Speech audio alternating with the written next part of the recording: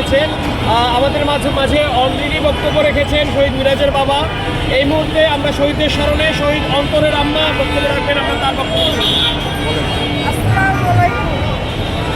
আমার সরকার আর দেশবাসীর কাছে আমার এইটাই আবেদন যে আপনারা শহীদ মিনারে যেরকম ফুল দেন 16 ডিসেম্বর আসলে ওই রকম জানি এই জায়গাটারে করে সরকারের কাছে যাত্রাবাড়ি এই যে ফুল চত্বরটার ভিতরে ওই রকমই জানি সুন্দর করে, যাতে শহীদ মিনারে যেরকম আপনারা ফুল দিতে চান এই জায়গায় জানি সেই রকম ফুল দেওয়ার ব্যবস্থা হয়।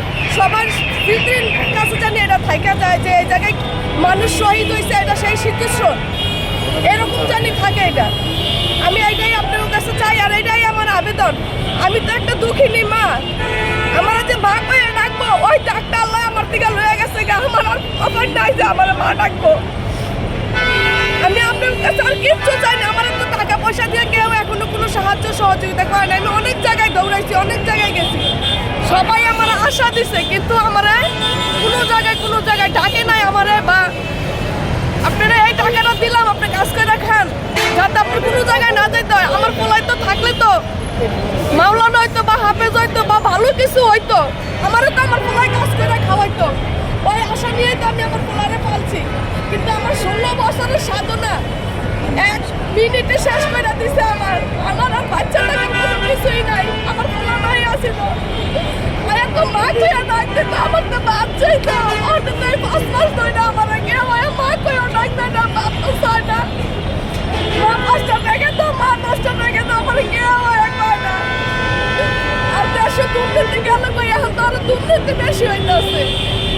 যে জায়গায় যায় যে রাখেন আসছেন ভালো হয়েছে, কিন্তু কেউ আমার ওই রকম আর্থিক সহযোগিতা করে নাই। সবাই আমার কই আসছেন ভালো হয়েছে, এই জায়গায় আসবেন, ওই জায়গায় কাগজ জমা দিবেন, এই জায়গায় কাগজ জমা দিবেন, কিন্তু কোনো কিছুই হয় না। আর আমি আরেকটা ফ্যাসাদে পড়ছি যে 15 মাসের রাইখে আমার বাবা চলে গেছে, এখন এই 16 বছর পরে আইসে পোলার অধিকার নিয়ে। 16 বছর আর পোলার অধিকার খারাইতে পোলার দরকার আছিল না, এখন পোলার দরকার। এই জায়গাটা আচ্ছা আন্টি, আপনি একটা কাজ করেন, আপনি কত তারিখে আপনার ছেলে শহীদ হয়েছে?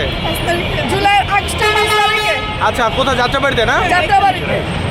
আচ্ছা আচ্ছা, বিষয় হচ্ছে আপনি কোথায় কোথায় গিয়েছেন, আপনাকে সাহায্য কে কে করে নাই বলতে পারবেন একটু? আমি জুলাই ফাউন্ডেশনও যায় কাগজ জমা দিয়ে আইসি সার্ভিসের কাছে, তাও কোনো ইয়ে হয় নাই।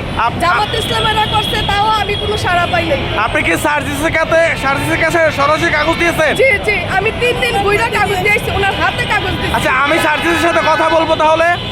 বলেন। আপনি গিয়েছেন, কাগজ দিয়েছেন, আপনি কোনো ফলাফল সারা পান নাই? না। আপনি শহীদ অন্তরের মা, জি।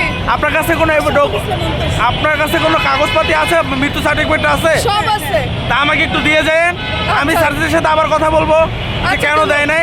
আমার ছেলে তো 5 তারিখে মারা গেছে। হ্যাঁ, হ্যাঁ। 5 তারিখে তো আমার ছেলেরে খুঁজতে আসি, 7 তারিখে পাইছি।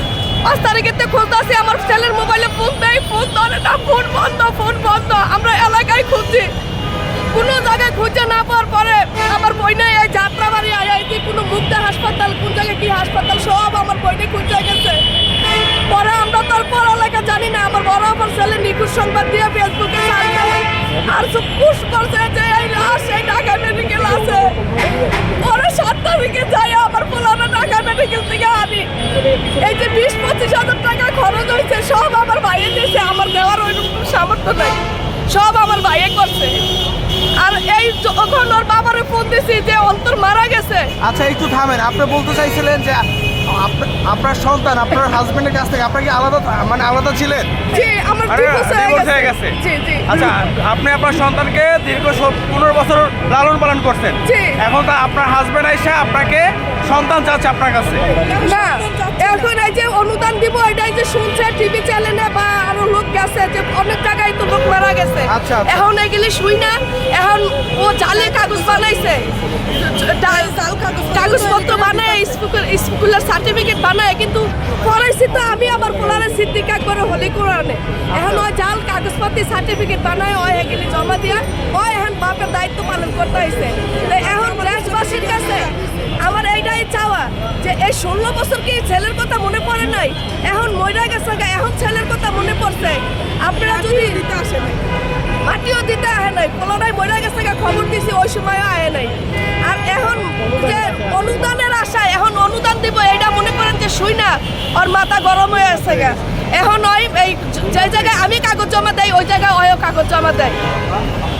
এখন আমারে কোনো সহযোগিতা কেউ করে নাই। আচ্ছা শোনেন, তাহলে আপনার কাজ করবেন, আপনার কাগজপাতিগুলো উঠে আমাকে দেখে